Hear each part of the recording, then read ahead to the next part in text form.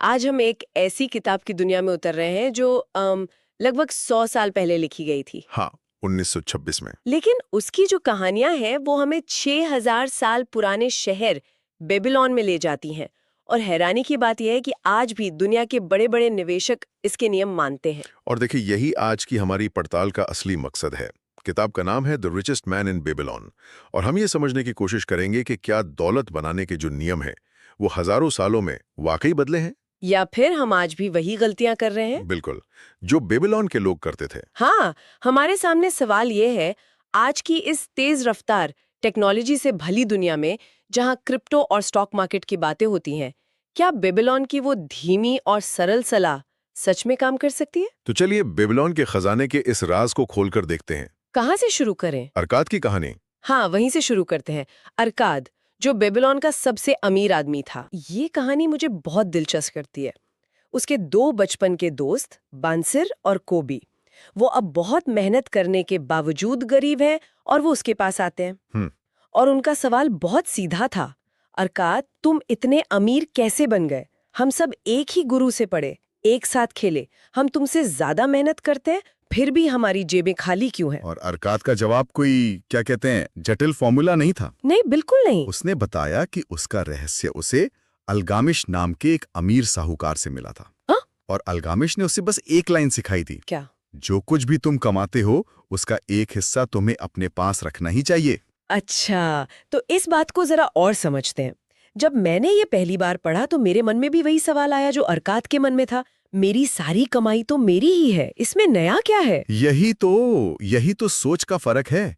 अल्गामिश ने उसे समझाया, नहीं, क्या तुम मोची को पैसे नहीं देते? सही बात है। दर्जी को, बनिए को, तुम अपनी कमाई से सबको भुगतान करते हो सिवाय खुद के।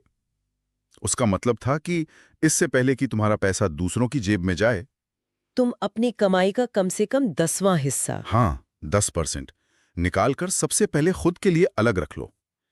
तो ये जो पे योरसेल्फ फर्स्ट का मशहूर सिद्धांत है, उसकी जड़ें यहाँ बेबीलोन में है। अरकाद कहता है कि ये जो पहला सिक्का तुम बचाते हो वो तुम्हारे दौलत के पेड़ का बीज है। एग्जैक्टली जितनी जल्दी ये बीज बोओगे उतनी जल्दी पेड़ उगेगा। और ये सिर्फ एक गणित का नियम नहीं है ना, ये एक मनोवैज्ञानिक बदलाव है। बिल्कुल, जिस पल कोई ये मानने लगता है कि वो अपनी मेहनत की कमाई का एक हिस्सा पाने का हकदार है, पैसे के साथ उसका पूरा रिश्ता ही बदल जाता है। मतलब आप सिर्फ खर्च करने वाले नहीं रहते, आप उसे बचाने वाले बन जाते हैं। ये तो सिर्फ शुरुआत थी। कहानी आगे बढ़ती है जब बेबीलोन का राजा देखता है कि देश की दौलत कुछ अमीरों के हाथ में सिमट गई है और आम जनता गरीबी में जी रही है। हाँ, तब वो अरकाद को बुलाकर कहता है कि वो आम लोगों को अमीर बनने का हुनर सिखाए, और यहीं से खाली बटुए के 7 इलाज सामने आते हैं। ये 7 इलाज एक तरह से एक पूरा रोड मैप है। हाँ, पहला इलाज तो वही है जिसकी हमने बात की, अपनी जेब भरनी शुरू करो। यानी अपनी कमाई का कम से कम 10% बचाओ, चाहे कमाई कितनी भी कम क्यों ना हो। और दूसरा उपाय है अपने खर्चों को काबू में रखो। अरकाद इसमें एक बड़ी मजेदार बात कहता है। कौन सी? कि हमारी जो जरूरी जरूरतें हैं वो हमेशा हमारी कमाई के बराबर बढ़ जाती है। मतलब अगर तनख्वाह बढ़ती है तो खर्चे भी बढ़ जाते हैं। हाँ, ये तो होता है। इसलिए अपनी जरूरतों और अपनी इच्छाओं के बीच फर्क करना सीखना होगा। बिल्कुल, और इसका सबसे अच्छा तरीका है एक बजट बनाना। ये देखो कि पैसा जा कहाँ रहा है और तय करो कि तुम्हें 90% कमाई में ही गुजारा करना है। किताब में एक बहुत गहरी बात कही गई है।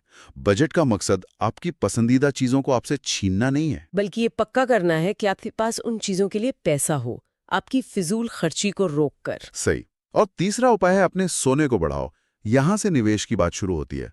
अरकाद कहता है कि तुम्हारी बचाई हुई रकम अगर बस संदूक में पड़ी रहे तो वो कुछ नहीं कर रही। वो तो बस पड़ी है। हर बचाया हुआ सिक्का एक सुनहरा गुलाम है जिसे तुम्हें काम पर लगाना चाहिए, ताकि वो तुम्हारे लिए और सिक्के कमाएं। और फिर उन सिक्कों के बच्चे और उनके भी बच्चे। ये तो कंपाउंडिंग का कितना सुंदर रूपक है ना? आज की भाषा में हम इसे पावर ऑफ कंपाउंडिंग कहते हैं। मतलब आपका पैसा जो ब्याज कमाता है वो ब्याज भी आगे चलकर और ब्याज कमाने लगता है। यही वो जादू है जो एक छोटे से एसआईपी को करोड़ों के रिटायरमेंट फंड में बदल सकता है। बिल्कुल। तो पैसा बचाना और बढ़ाना तो समझ आ गया, लेकिन उसे गंवाना भी उतना ही आसान है। यहीं पर चौथा उपाय आता है, और मुझे लगता है ये आज के जमाने के लिए सबसे जरूरी है। अपने खजाने को नुकसान से बचाओ। हाँ, अरकाद इसमें अपनी पहली गलती का उदाहरण देता है ना। हाँ, वो बताता है कि उसने अपनी साल भर की बचत अजमूर नाम के एक ईंट बनाने वाले को दे दी थी। अजमूर दूर देश जाकर कीमती जवाहरात खरीदने वाला था। और उसने अरकाद से भारी मुनाफे का वादा किया था। और नतीजा? बेचारे अजमूर को, जो ईंट बनाने में माहिर था, जवाहरात के बारे में कोई जानकारी नहीं थी। उसे किसी ने नकली कांच के टुकड़े थमा दिए और अरकाद की सारी बचत डूब गई। मतलब किसी डॉक्टर से अपनी कार ठीक करवाने की सलाह मत लो। ये तो आज भी होता है जब लोग अपने डेंटिस्ट से हॉट स्टॉक टिप्स लेकर पैसे डुबो देते हैं। सबक साफ है, निवेश करने से पहले उस क्षेत्र के विशेषज्ञों से सलाह लो। अपनी मेहनत की कमाई को ऐसी जगह मत लगाओ जिसके बारे में तुम्हें खुद कोई जानकारी ना हो। अच्छा, 5वां नियम थोड़ा दिलचस्प है और शायद आज के जमाने में विवादास्पद भी। वो कहते हैं कि अपने रहने के घर को एक फायदेमंद निवेश बनाओ, मतलब अपना खुद का घर खरीदो। देखिए, उस समय के हिसाब से ये बहुत अच्छी सलाह थी। अपना घर होने का मतलब था कि आपको किराया नहीं देना पड़ता, जिससे बचत बढ़ती थी। हाँ, और एक गर्व और सुरक्षा की भावना भी मिलती थी। इसमें मैं थोड़ा सवाल उठाना चाहूंगी। ये सलाह 1920 के दशक में लिखी गई थी और कहानी तो और भी पुरानी है। क्या आज के महंगे रियल एस्टेट मार्केट में भी ये हमेशा एक लाभदायक निवेश होता है? नहीं, हमेशा नहीं। कई फाइनेंशियल एक्सपर्ट्स तो कहते हैं कि किराए पर रहना और पैसे को इक्विटी में निवेश करना ज्यादा फायदेमंद हो सकता है। ये एक बहुत ही जायज सवाल है और ये इस बात को दिखाता है कि सिद्धांतों की आत्मा को समझना जरूरी है, न कि सिर्फ शब्दों को। अच्छा? उस नियम का मूल सिद्धांत था, अपने सबसे बड़े खर्चों में से एक को कम करो और उसे एक संपत्ति में बदलो। आज के संदर्भ में किसी को अपनी परिस्थिति के हिसाब से तय करना होगा कि घर खरीदना बेहतर है या किराए पर रहकर निवेश करना। मतलब मूल भावना वही है, अपने पैसों को देनदारियों से निकालकर संपत्तियों में डालो। एग्जैक्टली। छठा उपाय भविष्य की ओर देखता है। हाँ। भविष्य के लिए आमदनी सुनिश्चित करो। यानी अपने बुढ़ापे और परिवार की सुरक्षा के लिए पहले से योजना बनाओ। उस जमाने में इसके लिए जमीन खरीदना या पैसा उधार देना जैसे तरीके थे। आज के जमाने में हम इसे रिटायरमेंट प्लानिंग या बीमा खरीदना कह सकते हैं। हाँ, सिद्धांत वही है। आज के कमाए हुए पैसे से अपने भविष्य को सुरक्षित करो, जब शायद तुम कमाने लायक ना रहो। और आखिरी 7वां उपाय है, कमाने की अपनी क्षमता बढ़ाओ। ये मेरा पसंदीदा है। अरकाद कहता है कि हमेशा अपने हुनर को बेहतर बनाओ, ज्यादा सीखो, ज्यादा समझदार बनो। एक कारीगर को अपने काम में और निपुण होना चाहिए, एक मुंशी को और तेज होना चाहिए। जितना ज्यादा ज्ञान और कौशल होगा, उतनी ज्यादा कमाई होगी। ये निरंतर सुधार का सिद्धांत है। तो ये 7 उपाय एक पूरा ढांचा देते हैं। हाँ, एक व्यवहारिक गाइड है कि कैसे कोई शून्य से शुरू करके अपनी दौलत बना सकता है। लेकिन पैसा आने के बाद उसे संभालना एक अलग ही कला है। मुझे लगता है अरकाद का बेटा नुमोसिर इस बात को सबसे अच्छी तरह समझता था। हाँ, जब उसके पिता ने उसे एक परीक्षा के लिए भेजा था, यहीं से सोने के 5 नियम की कहानी शुरू होती है। बताइए जरा उसके बारे में। बिल्कुल। अरकाद अपने बेटे को दुनिया में भेजने से पहले 2 चीजें देता है, एक थैली सोना और एक मिट्टी की टैबलेट जिस पर सोने के 5 नियम लिखे थे। और वो कहता है कि अगर तुम 10 साल बाद ये साबित कर पाए कि तुम दौलत संभालने के लायक हो, तो मेरी सारी संपत्ति तुम्हारी होगी। तो ये नियम असल में निवेश के मनोविज्ञान और जोखिम से बचने के बारे में है। बिल्कुल। पहला और दूसरा नियम तो साथ इलाज जैसे हैं। अपनी कमाई का कम से कम 10वां हिस्सा बचाओ और उस बचत को समझदारी से काम पर लगाओ। तीसरा नियम कहता है कि अपने पैसे को उन लोगों की सलाह से निवेश करो जो इस काम में माहिर हैं। असली कहानी चौथे और 5वें नियम से शुरू होती है, जहां ज्यादातर लोग गलती करते हैं। चौथा नियम चेतावनी देता है, सोना उस आदमी से दूर चला जाता है जो उसे उन कामों में लगाता है जिनसे वो परिचित नहीं है। ये तो वही एज़मूर वाली गलती है। एग्जैक्टली। और 5वां नियम, वो तो आज के जल्दी अमीर बनो योजनाओं पर सीधा हमला है। क्या कहता है वो? ये कहता है, सोना उस आदमी से भाग जाता है जो उसे असंभव कमाई के लिए मजबूर करता है या धोखेबाजों की आकर्षक सलाह मानता है। और बेचारे नोमासिर ने शुरुआत में यही दोनों गलतियां की। हाँ, उसे लगा कि वो अपने पिता से ज्यादा होशियार है। उसने अपना आधा सोना घुड़दौड़ पर सट्टा लगाकर गवा दिया। ये सोच करके वो रातों रात उसे 2 गुना कर लेगा। हाँ, ये 5वें नियम का उल्लंघन था। और बाकी का सोना? बाकी का सोना उसने एक ऐसे व्यापार में लगा दिया जिसके बारे में उसे कुछ नहीं पता था, सिर्फ इसलिए कि उसके साथी ने बड़े बड़े सपने दिखाए थे। ये चौथे नियम का उल्लंघन था। और नतीजा? सारा पैसा डूब गया। यहीं से उसकी असल शिक्षा शुरू होती है। उसे गुलामी करनी पड़ती है, लेकिन फिर वो पहले नियम पर वापस आता है, अपनी थोड़ी सी कमाई में से भी बचत करना। फिर वो शहर की दीवारों के लिए धातु खरीदने के एक प्रोजेक्ट में समझदारी से निवेश करता है, यानी तीसरे नियम का पालन करता है, और धीरे धीरे अपनी खोई हुई दौलत वापस कमा लेता है। ये कहानी दिखाती है कि सिद्धांतों को जानना एक बात है और मुश्किल समय में उन पर टिके रहना बिल्कुल दूसरी।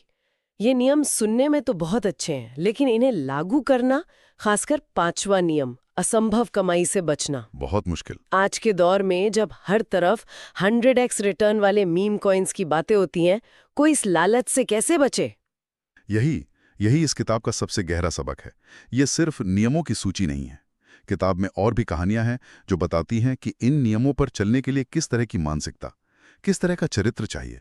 आप शायद भाग्य की देवी वाली कहानी की बात कर रहे हैं। हाँ, बेबीलोन की बुद्धिमान लोग बहस करते हैं कि सौभाग्य क्या है, क्या ये किस्मत से मिलता है या इसे अपनी ओर खींचा जा सकता है। और उनका निष्कर्ष क्या होता है? उनका निष्कर्ष ये है कि सौभाग्य उन लोगों का साथ देता है जो अवसर को पहचानते हैं और उस पर तुरंत कार्रवाई करते हैं।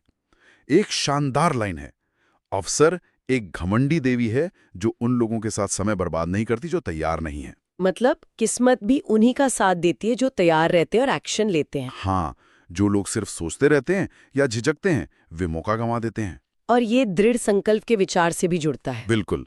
द बरसिर, ऊंक व्यापारी की कहानी, शायद इस किताब की सबसे प्रेरणादायक कहानी है। वह कर्ज में इतना डूब जाता है कि अपने शहर से भाग जाता है और डाकुओं द्वारा पकड़कर गुलाम बना लिया जाता है। लेकिन उसकी एक मालकिन उसे चुनौती देती है। वो पूछती है कि क्या उसके अंदर एक आजाद आदमी की आत्मा है या एक गुलाम की। ये सवाल उसे झकझोर देता है। हाँ, वो वहां से भागकर बेबीलोन वापस आता है, लेकिन इस बार वो छिपता नहीं है।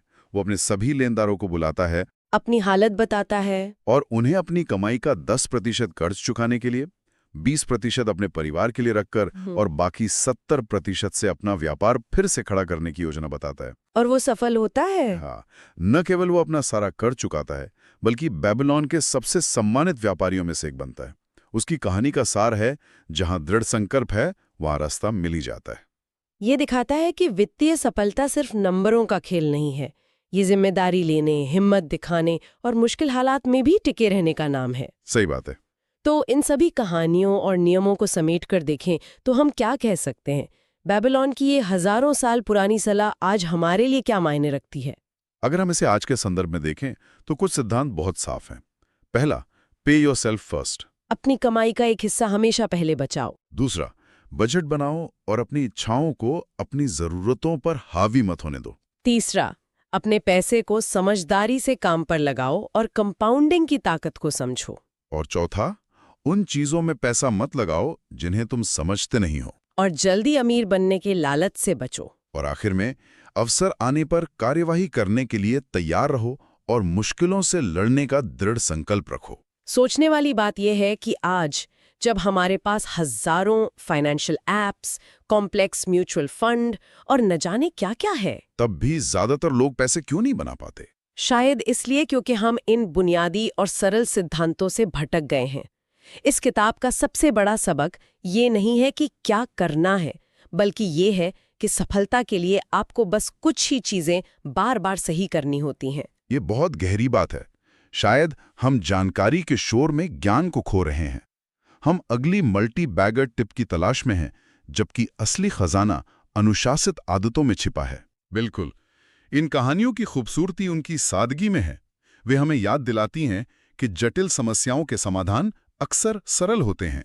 तो फिर हमारे श्रोताओं के लिए सोचने वाली बात यह है, आज की इस जटिल वित्तीय दुनिया में जहां हर कोई आपको निवेश के नए नए और मुश्किल तरीके बता रहा है, क्या असली चुनौती बेबीलोन के इन समय परीक्षित सरल नियमों को नजरअंदाज करने में है? या क्या असली मुश्किल इन नियमों को जानने में नहीं, बल्कि इन्हें हर दिन, हर महीने लगातार लागू करने के अनुशासन में है? शायद बेबीलोन की सबसे बड़ी दौलत सोना चांदी नहीं थी, बल्कि ज्ञान को अमल में बदलने का यही अनुशासन था। अगर आपको यह चर्चा पसंद आई तो हमें फॉलो करना ना भूलें ताकि आप कोई भी एपिसोड मिस ना करें। लास्ट में प्लीज सपोर्ट कीजिए बुक वॉइस स्टूडियो को, सब्सक्राइब करें और हमारी न्यू वीडियो सबसे पहले देखने के लिए बेल आइकन दबाएं।